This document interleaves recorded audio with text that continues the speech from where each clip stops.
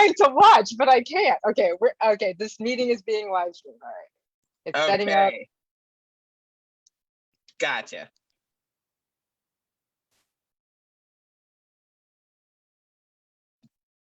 All right, we are live on Facebook.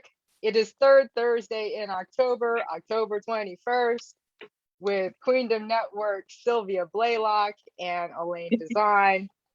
And, you know, we're actually starting on time, which I think is quite a coup for us. And I'm quickly putting in my power. All right, my PC will not close.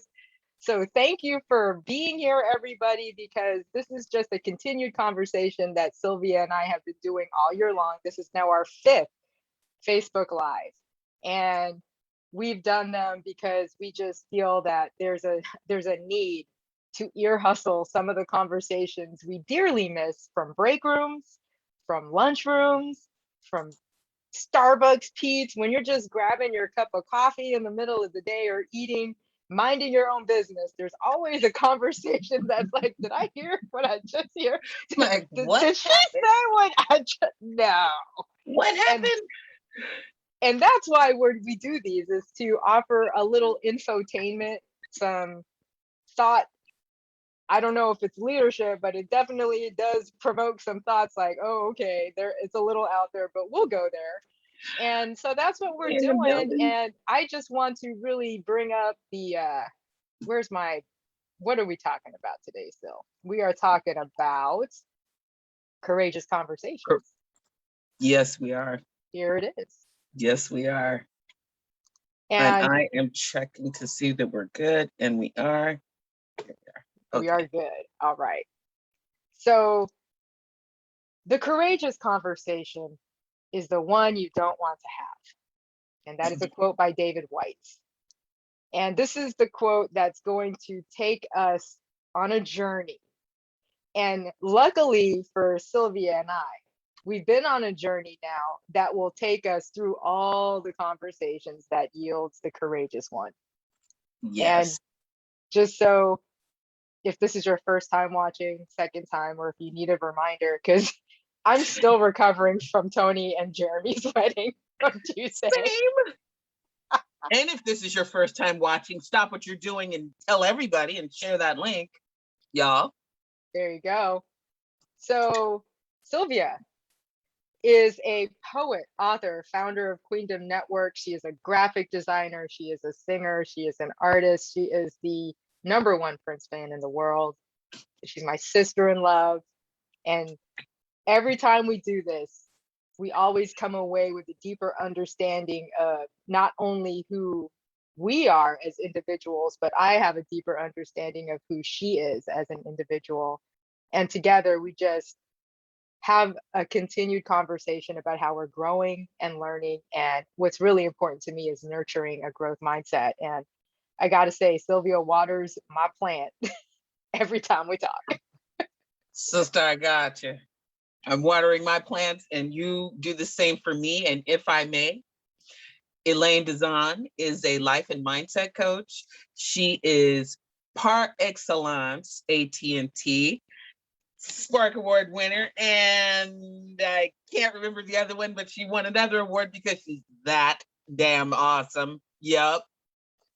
She has been coaching for free for, 20 years and decided that what is a natural thing to her could benefit from learning to channel what she's doing to her best benefit. As it turns out, being a benefit to others is a great benefit to her. So we all win. Now, if you're not her sister in love and have not been getting this free coaching for years, I am so sorry for your life. But you can contact her and get on the bandwagon with me, because we'll be talking about how I was empowered to have courageous conversations because of conversations I had with my built-in coach here. More on that in a minute. More on that in a minute. So and what's on deck today? Congratulations on your awards. Oh, thank you. Mwah. So what's on deck today is the journey from chat to courageous conversations, and there's a few different kind of conversations that happens in between. So with chats, chats are quick shares, instant, lower stakes typically, and are casual. I can't imagine a time where you weren't instant messaging somebody on a work platform, or okay, so this is dating, but I gotta just keep it real. What was the thing back in the day? Was it ICQ or MIRC? The little chat room. ICQ was one of them, Yeah. but we had another one, and it was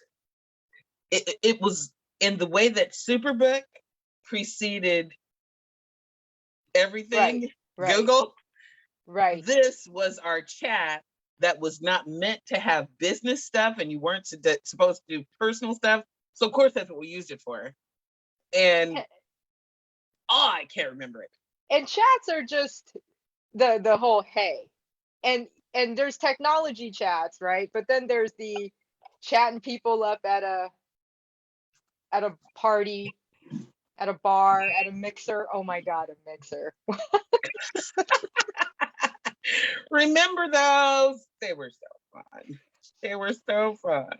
And it's that first blush, right? It's that first spark of a possible deeper conversation you can have with somebody. So I would ask you, so like, how many chats have you had that went a long way? I know our chat started with in Oakland on the 10th floor. I noticed the hat. The hat. You had a hat with flowers and a long dress with a cover up because it was sleeveless, and I was just like, wow, she's wearing a hat indoors. That's pretty amazing. And I just, hey Syl, this is a chat, right? This is a chat. Hey Syl, that is a really, and I think I said this nifty hat you have on. See, she always used chat to empower, and I was always using chat to gather witnesses. Did you see that? It was just like, girl, did you just say that? And if you were not looking where I was looking, you might not know. But I could always count on Elaine. It would be one way, girl, and we would know. They're very good for that quick. You Right, can't miss your target with this. right. It's like an acknowledgement. Mhm. Or I remember your brother, hey, do you have that menu to that Mexican place down the street? That was a chat that has turned into this 22-year situation, 16 Have years of we it told married. y'all how all this happened? My brother, Rob Bass Custer, look for him, Facebook, comedian, actor guy. He basically sent me a internal message asking me if I still had the menus, which I always did, foodie, and that could he come to my desk and borrow one of my menus. So I'm like, sure. And then I wander off because, I have no memory. And so he comes to my desk looking for my menu. And the person who sits near my desk there, Elaine, I'm like, hey, who are you? I did not convey this information to anyone around me because I very quickly said yes and moved on. So those kind of messages, we're going to narrow that in to say, she didn't know I told him yes and didn't know who he was. They met across possible larceny, and a difficult conversation had to be had with me by coworkers to say, I think Elaine is dating your brother. Which, okay, so we've established chats as the entry and the gateway to relationship, right? That first blush of, hey, how you doing? Let me know more about you. So here goes Sylvia segueing so nicely, as she always does, segueing into our next topic of the crucial conversation, which typically in a work situation is time bound. because there's something you really need to discuss as a result of a work effort, a leadership issue, or contrary to different leadership styles. But Mhm. there's something that needs to be addressed. And having that platform and tools for discussing it when there are higher stakes.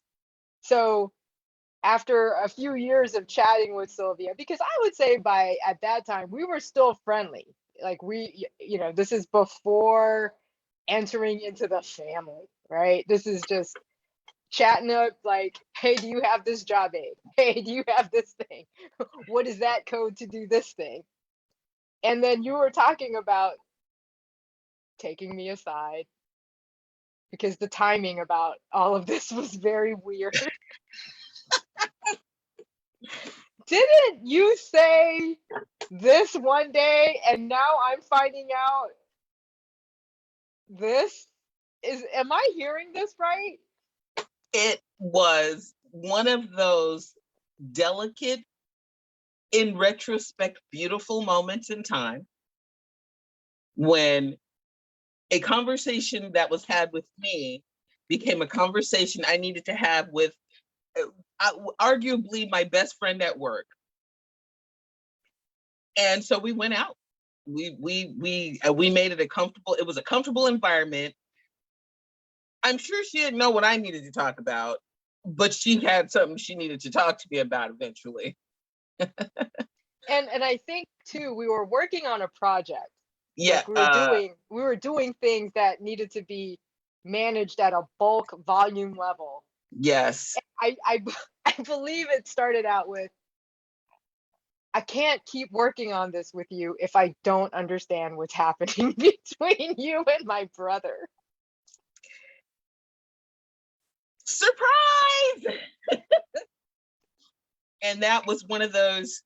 Wait, you understand that finding out that your younger brother is dating your coworker and they've moved in together and you don't know and you're working on a project together is basically, I don't even have a soft enough thing to throw at my head to show at you the bounce off of it going boing. What?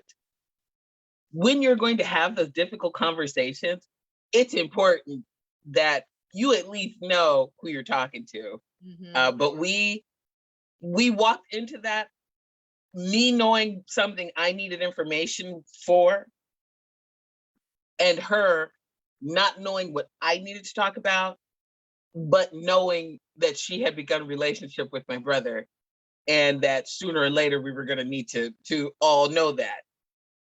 Um, I can't stress enough how easy it becomes when you know what you're there for, and Mm-hmm. you're not distracted by the other things that can come up in these kind of conversations. If you can keep clear on what you're there for, these things can happen quite smoothly and quite lovingly. Otherwise, every little thing is a squirrel. And I think we talked about that. I think we took a minute to just really address the idea like when it's between 8 and 5, I don't need to be hearing about anything after 5 or before 8. We just need to stay focused and get this project done. I don't want to hear any complaints. I don't want to hear any like woulda, coulda, shoulda. It's it's all business. And then if we want to talk about other things, we talk about other things at another time. And that was very clear. I think we had hashed that out during this crucial conversations at TGI Fridays in San It Ramon. is an argument for pub culture, not necessarily for drinking, but Mm-hmm. for pub culture. The idea of there being a common ground social place that is not Facebook. Facebook is trying to be that and failing, but a common ground place that you can go and have these kind of discussions while breaking bread. Mm-hmm. With us, it was beer and okay, giant platters of appetizers that we split. And she peeled her egg rolls, weirdo. Um, I was trying to be vegetarian at the time, let's be so clear. she would like peel outside off. I don't know. Pop culture. Focus. Yeah, and I like how you brought that up too, because there's a right environment, there's a right time for these kinds of conversations. Like, this is not something you and I would instant message about. It would No. just be a drawn out series of sentences that's not in context. And I think that's the danger of chats sometimes, right? Where Mhm. you have somebody who may be very good at chatting in full sentences with great grammar, no abbreviations, very clear. And then you have individuals who talk in consonants, emojis, and Oh, it's, I don't understand. And sometimes there are just moments where you have to pick up the phone, where you might want to conjure up an email, but still, I think face to face, like this kind of conversation in a neutral zone, thanks TNG, Star Trek, all things, where it's de-escalated. It's in a void where there are no immediate things to like distract or throw, and you just have the words. You just have the words. You like that? You like that I bet prelude? you that. I see what you did there. Yeah. So that's a crucial conversation, one where it's timing. It's about really addressing something that could be a difference maker in relationship and how you do business, in how you work a process, and how you interact with other people and in other teams, which I found really helpful specifically at work, because this Mhm. was a work conversation that was crucial that we went through. And then there's the candid conversation, the the next step where it's not necessarily time sensitive. It's just an open forum to share thoughts and ideas in a transparent way, where you may have an opportunity to get things off your chest. And as you do it with dignity and respect, there's this opportunity to grow in relationship with others and shed light on where you're coming from as Mhm. others share where they're coming from. And I would imagine these candid conversations really low stakes because it's just all about sharing, right? It's that rhetorical type of discussion. What do you Yes. think, Syl? I think the candid conversations, there are things that, because of the content of the conversation, I let my wheels go. I let my wheels kind of spin with me as I try to frame how it's going to say and manage their reaction to me asking, manage how they're going to work with what that brings up for them, manage the whole contact so that I can manage my conflict, manage my issue. When in fact, I'm only responsible for the part of it that is my part. I'm also holding space and speaking. That's really what these kind of conversations become, is a sharing of the responsibility of bringing your truth and holding the space more intimately with people, because it's not theoretical. Yes, we should hold space. Yes, we should bring our truth, but it's not always balanced. These kind of conversations, there is more of both in it, because you can't let the person talk and say, okay, well, I'm going to process that. Thank you for sharing, and beat it. There's got to be at least that I heard what you said, tell them back or something. So it becomes more responsibility involved, which makes it uncomfortable for either speaker, really, Hmm. in my experience.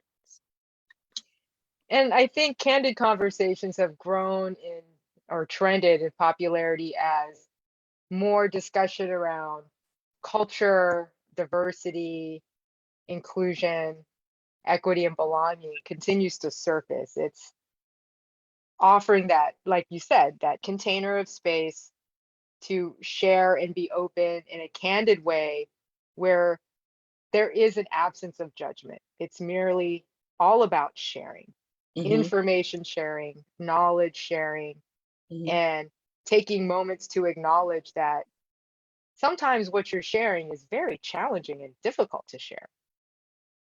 It might be somebody's first time sharing something so safeguarded for many many years, and now I'm taking a risk to have this candid conversation because I've been invited to do so.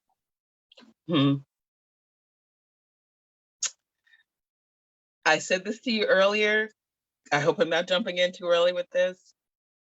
I find that candid conversations, I'm still processing this out, fall under either unmet expectations, unshared core values, and misunderstandings, period.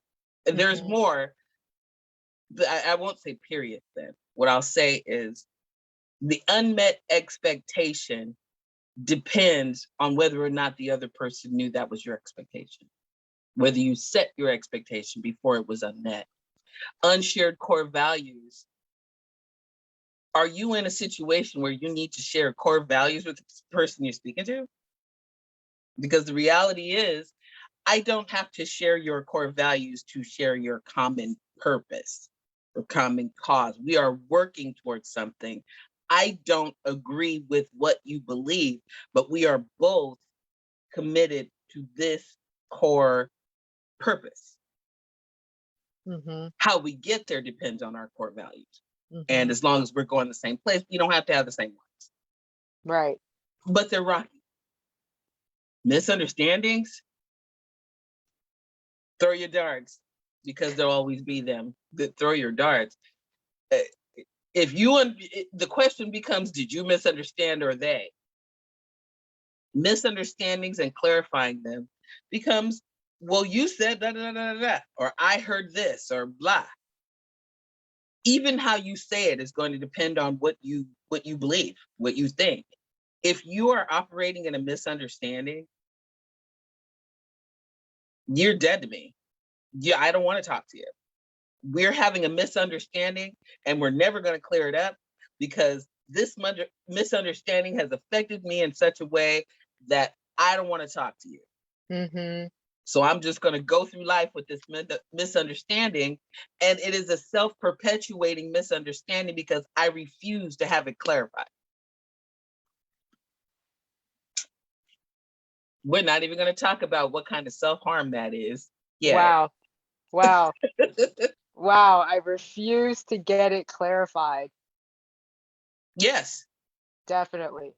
And that's when you fall back into chat mode where, right? It's so, and that's, that just kind of occurred to me. You could have these conversations and then it could move back into a chat mode where, yeah, I can clearly see some examples in my life where there have been misunderstandings, and you seek to deepen a connection, to deepen a relationship with heavier types of conversations, different topics, different subjects. And then if you do get to that misunderstanding stage, like you mentioned, it's, do I keep going and move this candid conversation that yielded this misunderstanding? Do I keep going and address it in a courageous way, in a charged way?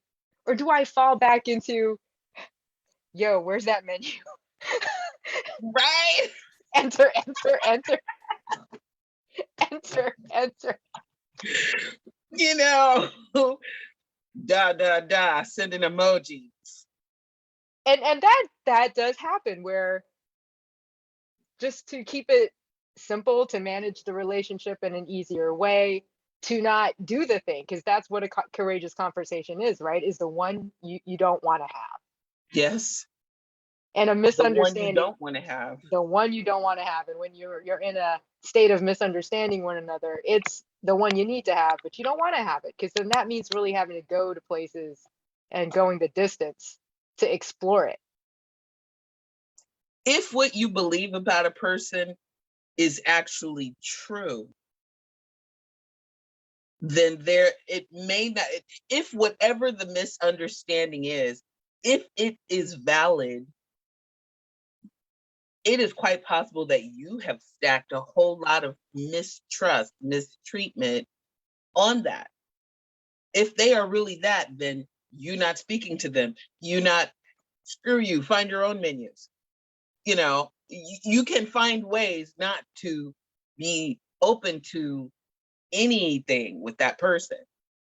But when I guess where I'm going with that is, if you go down that hole, there is both the self-harm that comes with not living your truth, being unwilling to deal with the truth. And then there's this I want to flip that, because I do that to you. Or are we at halfway mark? We are at the halfway We mark. are Look at you flipping it for you. The managing the time. self-harm, the self-harm that comes from people who want to have hard conversations. They want to be the brick on upside your forehead. They will have hard conversations for other people because they like doing that stuff. And it is playing the bad guy in other people's movies. It is a form of self-harm. There is no reason to establish and maintain conflict, except that your level of self-harm really is deep. And I'm gonna drop that there. Just gonna just put a pin on that one there, because it's like what you're pointing to is, I would say, that candid conversation moving to something called a charged conversation that is highlighted in Adam Grant's newest book, Think Again. And it was a very interesting chapter where he did studies, or there was studies mentioned about two-sided or few-sided arguments, where typically when there are two sides, it's either or. And my stance is my stand. It's pro or con. You're either for or against.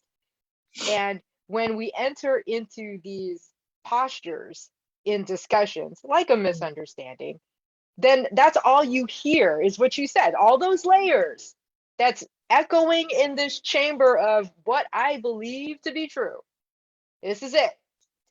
And charged conversations have such a space to allow individuals to move away from the pro and con and just read different articles to give you a glimpse of what the other arguments may be. And it's not that it has to sway you or persuade you. It's a matter of informing you in a deeper level that as you are pro or con against something, there are impacts about this that you may not see here or here, but in a long view, on the side views, the periphery views, this is all that may take place because of something that seems so simple isn't so simple. Mm-hmm. I'm doing finger snaps and thinking about what you're saying. The cracked echo chamber, it just feels to me that you just, now I want to read the book. I want to read the book. I have it. You could borrow it. Thank you so much. This is how we do, y'all. This is, you think this is a put on? You should see us at dinner. This speaks to the unmet expectations, unshared core values, and we've been touching on the misunderstanding part, because there's personal experience to a misunderstanding versus intention. But this charged conversations where there is a pro, there is a con, there is very finite sides to this. There is the gray is what you create, because there's not very much of it when you start. And getting to the gray is actually the way that charged conversations work. You're not going to get to full center true north on this, because there is no true north on something that is so polar. Mm-hmm. What there is clarifying your stance. Mm-hmm. Unmet expectation. I expected blah to happen, such and such a thing. And what happened was what? This is not my expectation was not met. God help you if the person who did not meet your expectation is dead. You only have who's left. But if your expectations are not met, and the person that you're talking to is the recipient, is the beneficiary of your unmet expectations, their expectations might have been met or exceeded. Maybe their expectation wasn't that you didn't get what you wanted, but they got more than they expected. So you feel the balance would be if they give you, or your values are as such where something that happens benefits them and their core values, but not you. And you would like there to be something compensatory or balancing. If it is the workplace, that's a must. That's a must. There has to be some way that unshared core values are at least addressed, appreciated, acknowledged, in some way balanced. Because while work is not a democracy, while work is not a democracy, and is in fact, I've been told, is the opposite of a democracy, workforce is definitely a socialist construct. It must balance all of the workforce in some way. You cannot have the same group not having their core values met while another's are and expect to have the work, if that makes sense. It does. It does. And I like how you're bringing up this idea, because when I juxtapose the category of a crucial conversation and a charged conversation, crucial conversations are like specific to a thing in my mind and time bound. Yeah. And charged conversations have complexity to it that touches a larger level of an issue that impacts quite a number of people, things, organizations. And it, at face value, it seems simple, but when you take the time to read the things that may be uncomfortable to read because of fear that it may prove you wrong, that's where I feel like a charged conversation starts really happening. Like that it's like there's a charge to it. There's a higher level of uncertainty. There's a higher level of a willingness to let go of something you're so holding. Emotional connection. Yeah. You, Elaine, have a real ability with nuance. There's politic and there's nuance. When you're being diplomatic, you're trying to please everyone. When you apply nuance, you cannot please everyone, but you address everyone. And everyone gets heard, whether they like what you have to say or not. They know you were listening. That's nuance.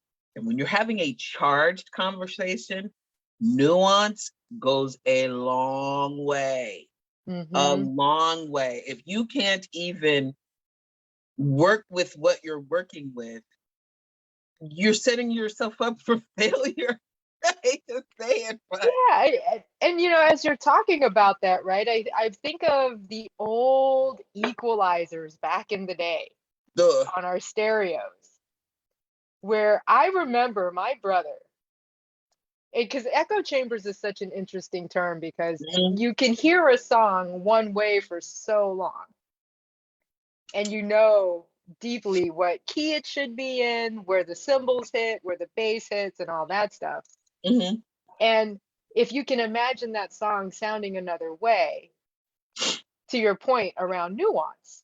Yeah. I remember my brother spending time on the equalizer, going left to right, finding the right nuance to dispel the notion of this song can only sound this one way.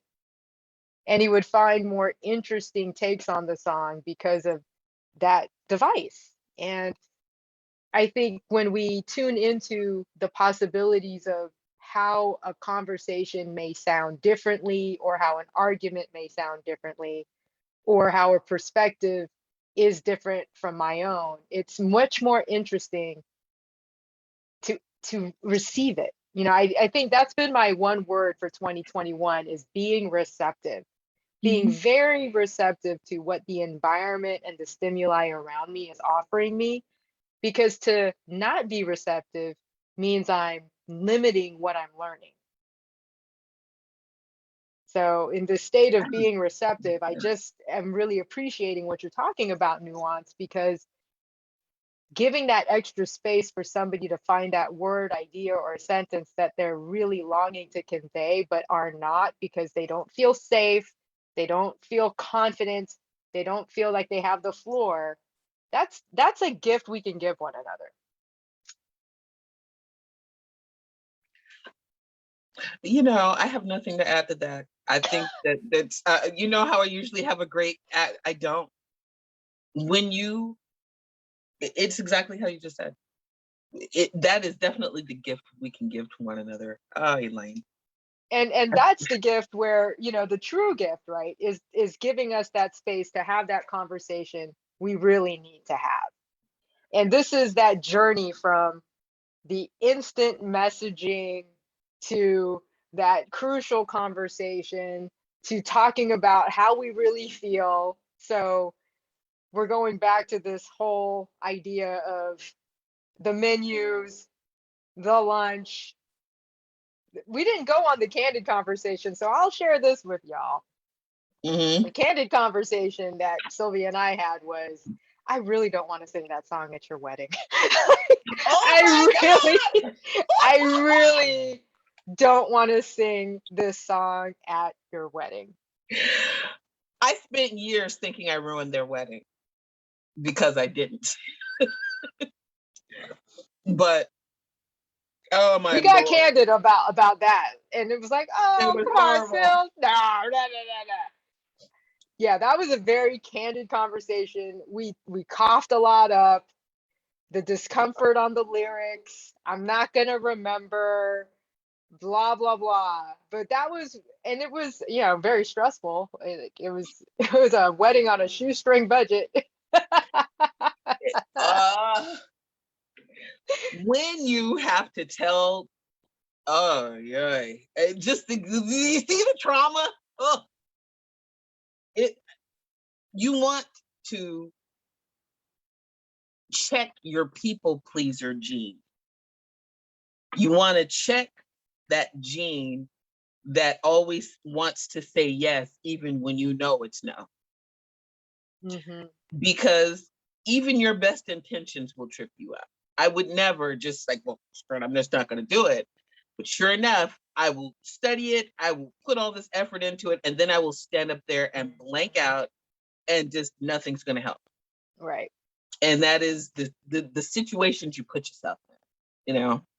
Right. Body laying. So that was like the candid conversation, and I think a charged conversation that you and I had, where it was at work, and this was at the time. Now I'm a manager, not a peer, and it was a very heated moment in a staff meeting conference room, which was clearly a I don't bargain mind. for side of the table and a management side of the table, of which we were sitting opposite.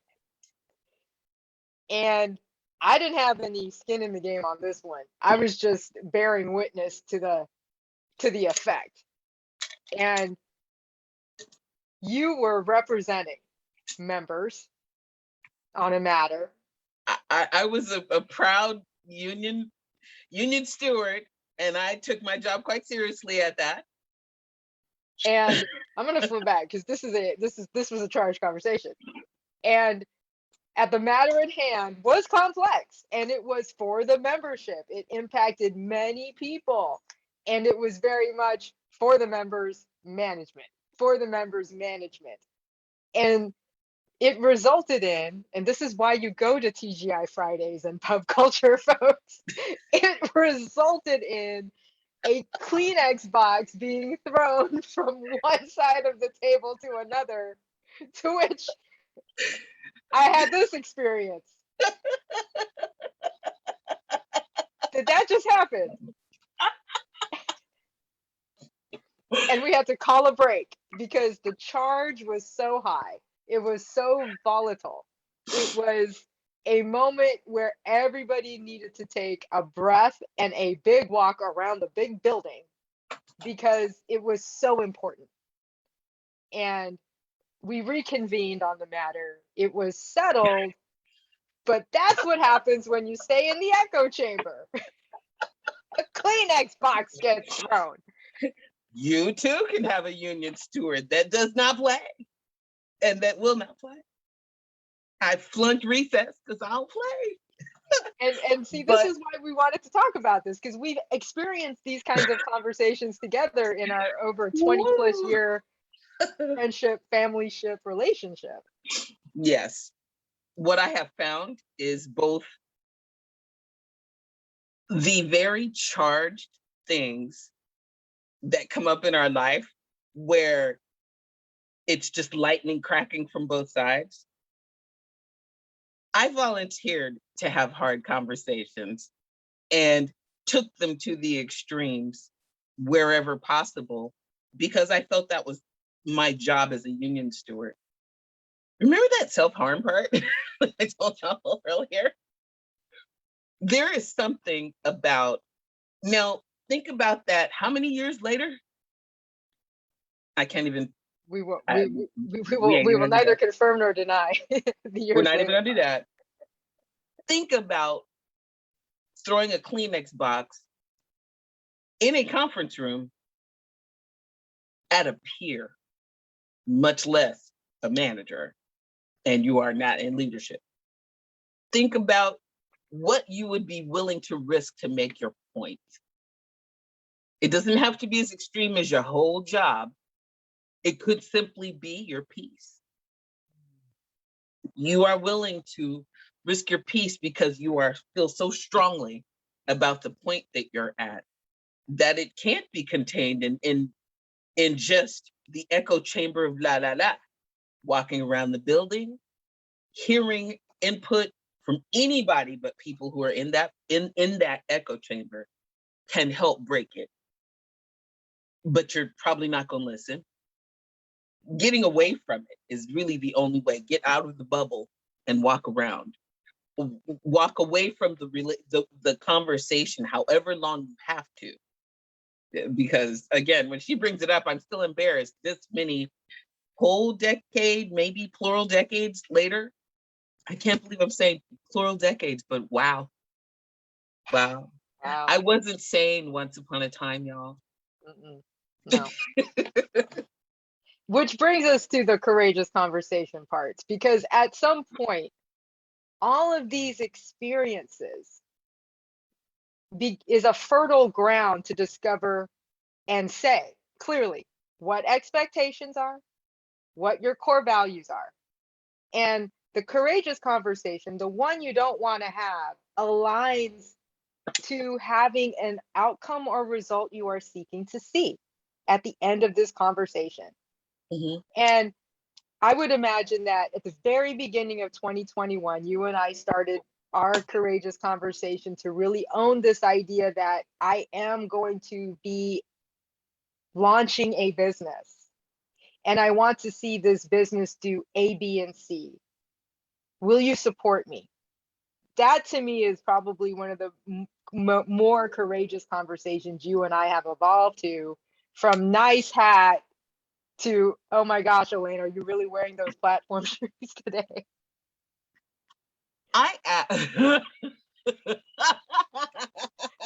Why do they have Velcro? Okay, you caught me. I like your shoes. What are those, like 4 or 5 inch platform Vans? Wow. Who knew? Who knew? Who has a pair of platform Chucks now, though? I'm just saying. I would argue, I won't argue, actually. The courageous conversation this year was on my birthday when I asked what I believe is the most accomplished manager that I've ever met, because it's not how high you go, it's how high you get to go with what you actually believe. And she's just shooting for the stars. So I say I would like to be a better leader. I didn't even say I was ready to start a business. I just wanted to be a better leader because I kind of thought I was in a business. I am basically working every aspect of my own business myself and adding things on, including, poet officiant, to pave the way for what I want to have happen with my company. And so being a better leader meant knowing all of the parts personally. Mm-hmm. I told her that. And I said it openly on a radio show. For me, the courage to admit I have started a business already, and I don't think I'm a good leader, and I don't have anyone following me. What is wrong with me? Nothing's wrong with you. You've just set your intention. And it took being coached, literally coached. We had a coaching session on my birthday in which we talked about what was I willing to do to make that happen? What was I willing to forgive? What was I willing to commit to not do? It was an amazing and cathartic experience. If I may, if you read the book series Dune, like I did repeatedly, you're familiar with the Benny Gesserit pain box. All these conversations are the sticking your hand in the box or getting the needle in the neck. The If you Gom don't know what I'm Jabbar. talking Oh about, my God, you brought up the Gom Jabbar, Syl. did I do it? Look here. You are sticking your hand into a dark box. They may just stick the poison in your neck if you take your hand out. So you stick your hand in and you believe your hand is being burned to bits. If I just did a spoiler, sorry for you. Read the books. To say that I have stuck my hand in the fire, stuck my hand in, not to pull out a diamond, but because, I'm going to warm my hand in this fire here and pull it out. And not only is it not burnt, but I survived. Most of what was happening was in my head, much like this box that you will learn about. I will say that being able to have the courageous conversations is sticking your hand in the box and not knowing that there's not fire in that box.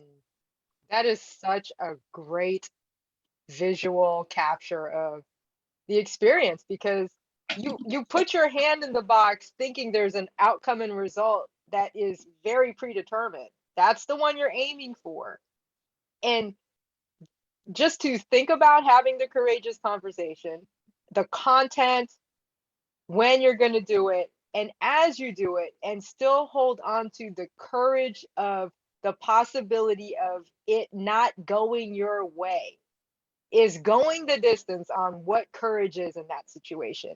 Yes. And it's taking your hand out of the box and going, and I didn't get stabbed in the neck. Exactly.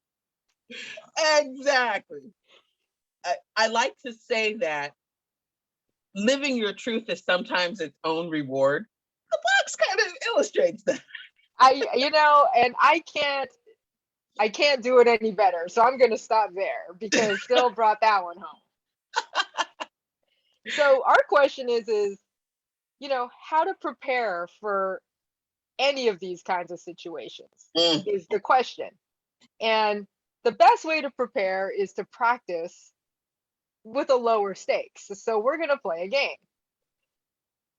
I don't know if we want to play with Dune characters, but I was going to go Game of Thrones. You tell me.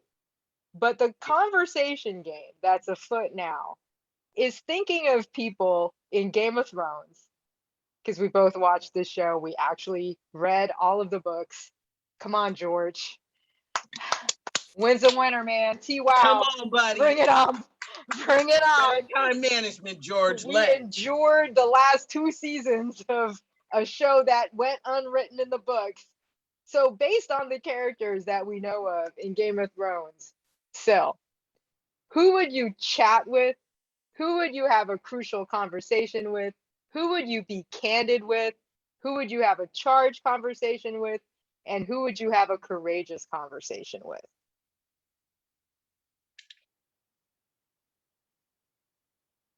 I would chat with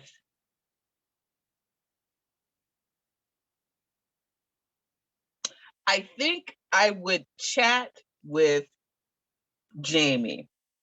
I'll come back to that. Ooh. I don't think that Jamie requires a whole lot of influence. I really think he only requires a little input. What he's gonna do anyway. I like this game. This might be I might have to bring this game with me everywhere. We are. Okay, you're gonna chat with Jamie. Yes. Crucial conversation. Sonda. Earlier.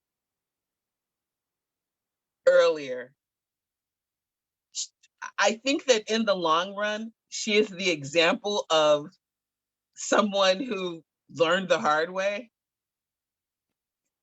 There are some things she might have benefit from knowing earlier on. Mm-hmm. And it is important that she be able to she could have been of great benefit much sooner in the storyline had she been hip to what is really going on. Mm-hmm.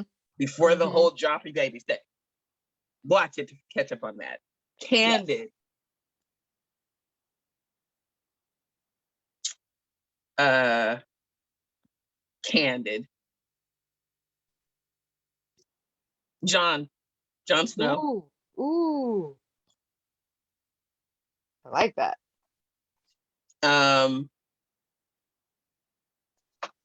Charged.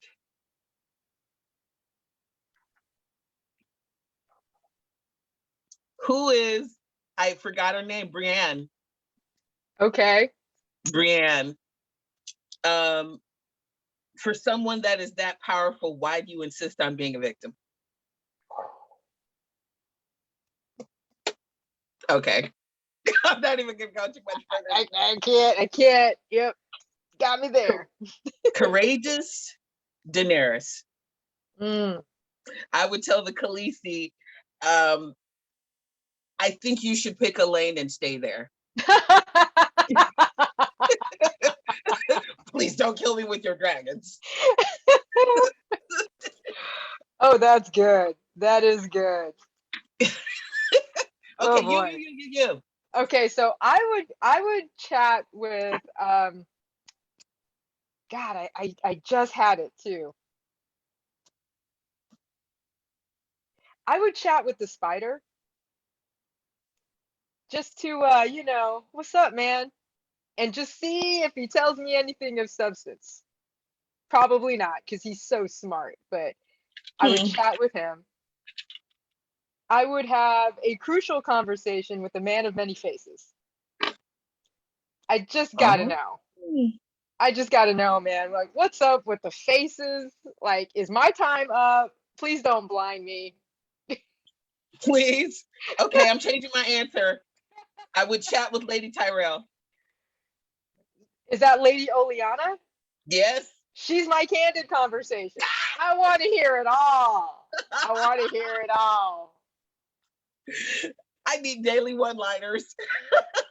I would hear it all. I would have a charged conversation with Daenerys. Like, why you gotta be doing all that? Come on, man. What's up with really? And the courageous conversation, I would just really, I would love to have it with come on, who's my girl, Arya? Just like,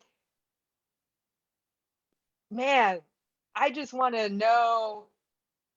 I just want to know more about the training she went through. Because to be a young woman who hid her identity, to travel, to learn, to avenge. her dad and her family. I just gotta know what it takes to be that courageous for me. And, just to inspire me to keep going. Like, I think Arya is the person for me, you know, with nary a big sword, she did it. Needle was the bomb. And I would add to that, piggyback to what you're saying, that the Stark children collaborated to make a king out of the group of them. Mm, Collectively, they were the king or queen, yep. because each of them had an aspect, including martyrdom, that shout out Sansa, that collectively kept everything together, whether they realized it or not, defending the honor, actually going to battle, digging deeper, getting allies. And there are so many steps to it, right down there with the three-eyed raven, and sacrifice. Hmm. One brother was the sacrifice. If you see the collective, they all gathered, collectively made a sire over the land and protected it and defended it against the one who neither of us said we wanted to talk to. Like, whatever, chick. You managed not to die by dragon fire. I have nothing further to say to you. And see, this is where playing this kind of game helps you put in your mindset the specific type of conversation with somebody that you might be familiar with or not so familiar with, and you work up to the courageous conversation, or you work up to the conversation because you get to practice a little bit.